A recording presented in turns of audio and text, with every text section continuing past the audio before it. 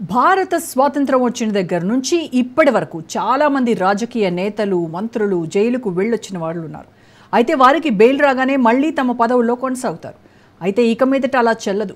ఎవరైనా పదవిలో ఉన్న నేత తీవ్ర నేరారోపణలతో జైలుకు వెళ్తే ప్రధానమంత్రి అయినా కేంద్ర మంత్రి అయినా ముఖ్యమంత్రి అయినా సరే తమ పదవికి రాజీనామా చేయాల్సిందే. అలా చేయకపోతే వారిని పదవి నుంచి తొలగిస్తారు. ఇదే ఇప్పుడు కొత్తగా వస్తున్న చట్టం. అయితే దీనిని కాంగ్రెస్ తీవ్రంగా వ్యతిరేకిస్తోంది. ఇంతకీ కాంగ్రెస్ దీన్ని వ్యతిరేకించడానికి కారణం ఏంటి?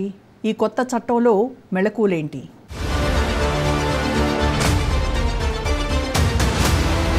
రాజ్యాంగ సవరణపై అమిత్ షా సంచలన వ్యాఖ్యలు. ప్రధాని జైలుకెళ్లినా రాజీనామా చేయాల్సిందే. జైలు నుంచే ప్రభుత్వాలను నడిపే పరిస్థితి రాకూడదు. ముఖ్యమంత్రి అయినా ప్రధానమంత్రి అయినా జైలు నుంచే పరిపాలన చేయడం మంచి విషయమేనా అని కేంద్ర హోంమంత్రి అమిత్ షా ప్రశ్నించారు. మన ప్రజాస్వామ్యానికి అది మర్యాదపూర్వకంగా ఉంటుందా అంటూ విపక్షాలపై మండిపడ్డారు. విపక్షాలు ఇప్పటికీ కూడా జైలుకు వెళితే సులభంగా ప్రభుత్వాలు ఏర్పాటు చేయగలమని అనుకుంటున్నారు. వాళ్లు జైలునే సీఎం పీఎం అధికారిక నివాసాలుగా మార్చేస్తారని మండిపడ్డారు. అప్పుడు DGP, chief secretary, cabinet secretary వంటి ఉన్నతాధికారులు జైలు నుంచే ఆదేశాలు తీసుకోవాల్సి ఉంటుందని ఎద్దేవా చేశారు. ఇలాంటి సిద్ధాంతాలను తాను, తమ పార్టీ తీవ్రంగా వ్యతిరేకిస్తున్నామని తెలిపారు. జైలు నుంచే ప్రభుత్వాలను నడిపే పరిస్థితి మన దేశంలో రాకూడదని అమిత్ షా అన్నారు. ప్రధాని కానీ, ముఖ్యమంత్రి కానీ లేదా కేంద్ర రాష్ట్ర ప్రభుత్వాల్లో ఉన్న ఏ నేత అయినా సరే ఏదైనా కేసులో అరెస్ట్ అయితే 30 రోజుల్లో బెయిల్ పొందాలి. లేదంటే తమ పదవులకు రాజీనామా చేయాలి. అలా చేయకపోతే చట్టమే వారిని తప్పించేలా 130వ రాజ్యాంగ సవరణ తీసుకొస్తున్నాం. చట్టం ఏదైనా ప్రభుత్వం ప్రతిపక్షానికి ఒకేలా అమలవుతుంది. ఈ నిబంధన ప్రధాని పదవికి కూడా వర్తించేలా స్వయంగా నరేంద్ర మోడీనే దీన్ని సవరణలో చేర్చారు. ఆయనకు కూడా ఇది వర్తిస్తుంది. ప్రధాని జైలుకెళ్తే ఆయనైనా రాజీనామా చేయాల్సిందే అని అమిత్ షా అన్నారు. ఎన్నికైన ప్రభుత్వం రాజ్యాంగ సవరణ తీసుకొస్తే దానిపై అభ్యంతరాలు లేవనెత్తే హక్కు అందరికీ ఉంటుంది. అంతేకాని పార్లమెంట్లో ప్రవేశపెట్టేందుకు కూడా అవకాశం లేకుండా ఆందోళనలు చేస్తే ఎలా అని మండిపడ్డారు. ఈ బిల్లు ఖచ్చితంగా పార్లమెంట్లో ఆమోదం పొందుతుందని ఆశాభావం వ్యక్తం చేశారు. इस देश में आज एनडीए के मुख्यमंत्रियों की संख्या ज्यादा है. प्रधानमंत्री भी एनडीए के हैं. श्री नरेंद्र मोदी प्रधानमंत्री. तो ये बिल सिर्फ विपक्ष के लिए क्वेश्चन खड़ा नहीं करता, हमारे मुख्यमंत्रियों के लिए भी क्वेश्चन खड़ा करता है. मैंने जो सुना वो कह रहे कि आपके लोगों के सामने एफआईआर नहीं होती है. ये जनता को गुमराह करे. उनको मालूम है कि किसी भी व्यक्ति के खिलाफ आरोप है तो आप पब्लिक इंटरेस्ट लिटिगेशन के माध्यम से कोर्ट के सामने जा सकते हैं.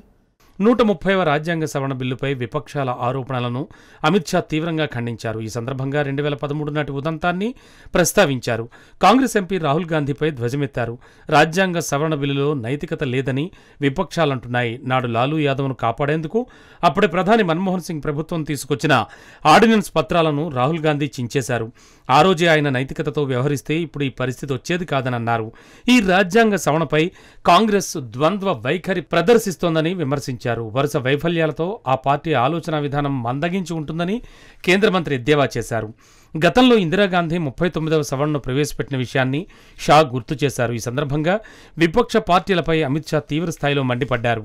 ప్రభుత్వం రాజ్యాంగ సవరణను తీసుకొస్తే దానిపై అభ్యంతరాలు వ్యక్తం చేసే హక్కు అందరికీ ఉందని వ్యాఖ్యానించారు. అయితే అలాంటి బిల్లులను పార్లమెంట్లో ప్రవేశపెట్టేందుకు కూడా అవకాశం లేకుండా ఆందోళనలు చేస్తే ఎలా అంటూ మండిపడ్డారు. नॉन बीजेपी छोड़ दीजिए, दोनों के लिए समान कानून है.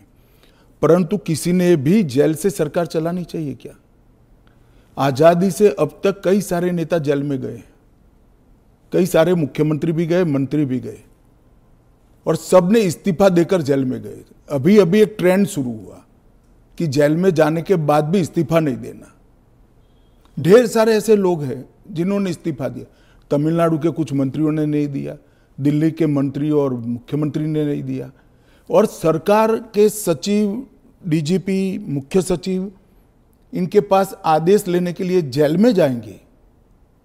ये क्या हमारे लोकतंत्र को दुनिया में सम्मान दिलाएगा क्या? ఈ సందర్భంగా మాజీ ఉపరాష్ట్రపతి జగదీప్ ధన్ఖడ్ రాజీనామా అంశాన్ని ఆయన ప్రస్తావించారు. ధన్ఖడ్జీ రాజ్యాంగ పదవిలో కొనసాగారు. ఆయన పదవీకాలంలో ఎన్నో మంచి పనులు చేశారు. వ్యక్తిగత అనారోగ్య సమస్యల కారణంగా ఇప్పుడు రాజీనామా చేశారు. ఈ విషయాన్ని మరీ ఎక్కువగా లాగొద్దు. కేవలం ప్రతిపక్షాల ఆరోపణల ఆధారంగా దీనిపై ఓ అంచనాకు రావడం సరికాదని అమిత్ షా స్పష్టం చేశారు. త్వరలో జరగబోయే ఉపరాష్ట్రపతి ఎన్నిక గురించి ప్రస్తావిస్తూ రాష్ట్రపతిని తూర్పు భారతం నుంచి ఎన్నుకున్నామని, ఇప్పుడు రాష్ట్రపతి దక్షిణాది నుంచి ఉండాలని అనుకున్నామని అన్నారు. దీనికి తమిళనాడు ఎన్నికలకు ఎలాంటి సంబంధం లేదని స్పష్టం చేశారు. కేంద్రంలోని బీజేపీ ప్రభుత్వం తీసుకురాబోతున్న చట్టంలో ప్రధానుల నుంచి మంత్రుల దాకా అంతా ఉన్నారని ఆయన గుర్తు చేశారు. ఎవరు తప్పు చేసినా చట్ట ప్రకారం పదవులు పోతాయని మోడీ స్పష్టం చేశారు. అందరికీ ఒకే న్యాయం అన్నారు. అవినీతి ఎక్కడా ఉండరాదు అన్నది తమ విధానం అని చెప్పారు. అందుకే 130వ రాజ్యాంగ సవరణకు కేంద్రంలోని ఎన్డీఏ ప్రభుత్వం పూనుకుందని ఆయన చెప్పారు. ఈ విషయంలో కేంద్ర ప్రభుత్వం ఒక నిబద్ధతతో కూడుకున్న విధానం అనుసరిస్తోందని చెప్పారు. ప్రభుత్వంలో పనిచేసే ఉద్యోగులు జైలుకు వెళ్లగానే కేవలం 50 గంటల్లోనే వారి ఉద్యోగం ఆటోమేటిక్గానే పోతుందని మోడీ చెప్పుకొచ్చారు. అలాంటిది అవినీతి చేసి జైలుకు వెళ్లి అక్కడి నుంచి పాలిస్తామంటే ఎలా అని ఆయన ప్రశ్నించారు. పదవులకు రాజీనామాలు చేయమంటే ఏం మాత్రం సహించేది లేదని అన్నారు. ప్రభుత్వాలను జైలు నుంచి ఎందుకు నడపాలని మోడీ నిలదీశారు. అయితే ఈ బిల్లు లోక్సభలో ఆమోదం పొందుతుందో లేదో తెలియదు. ఎందుకంటే దీనిపై కాంగ్రెస్ అభ్యంతరాలు చెబుతోంది. ప్రతిపక్షాలు పాలించే రాష్ట్రాల ముఖ్యమంత్రులను తొలగించేందుకు ఈ బిల్లును ప్రవేశపెడుతున్నారని కాంగ్రెస్ ఆరోపిస్తోంది. ప్రధాని పదవికి కూడా ఈ నిబంధన వర్తిస్తుందని స్వయంగా ప్రధానమంత్రి నరేంద్ర మోడీనే సూచించారు. అంటే ఒకవేళ మోడీ కూడా జైలుకెళ్తే ఆయన కూడా రాజీనామా చేయాల్సిందే. చట్టం అనేది ప్రభుత్వం ప్రతిపక్షం అనే తేడా లేకుండా అందరికీ సమానంగా వర్తిస్తుంది.